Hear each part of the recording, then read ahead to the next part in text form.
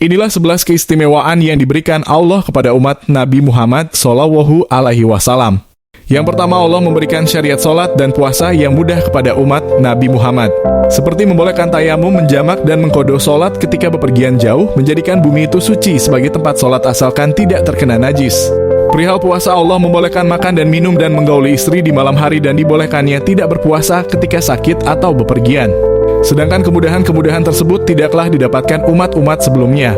Yang kedua, Allah menetapkan hari khusus dalam seminggu kepada Bani Israel untuk dilarang melakukan aktivitas lain selain beribadah, yaitu di hari Sabat.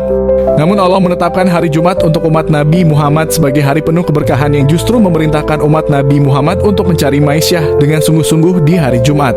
Yang ketiga, Allah memudahkan umat Nabi Muhammad dalam mensucikan najis cukup dengan menggunakan air dan tanah dengan beberapa ketentuan.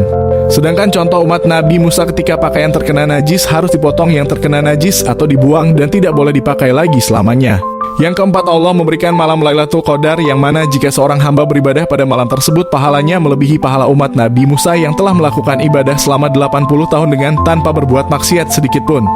Yang kelima, Allah menjaga Quran dari penyimpangan dan penyelewengan tangan-tangan manusia durhaka.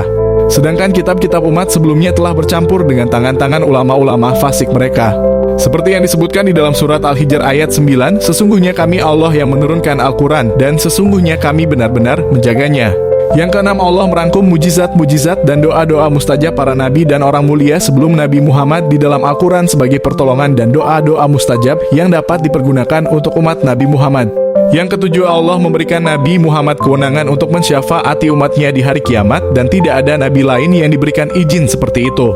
Bahkan umat lain meminta syafaat kepada Nabi Muhammad.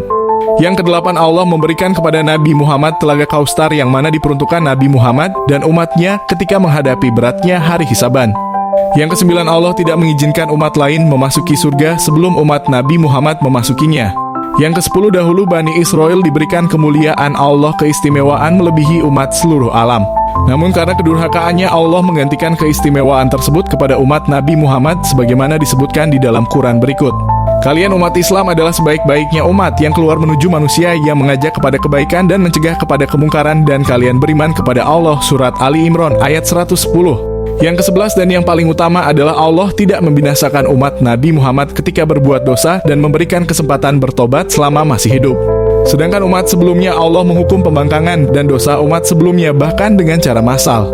Seperti halnya azab-azab terhadap kaum Sodom, kaum Ad, kaum Samud, Firaun dan kaum Nabi Nuh alaihi salam. Allahumma sholli ala Muhammad.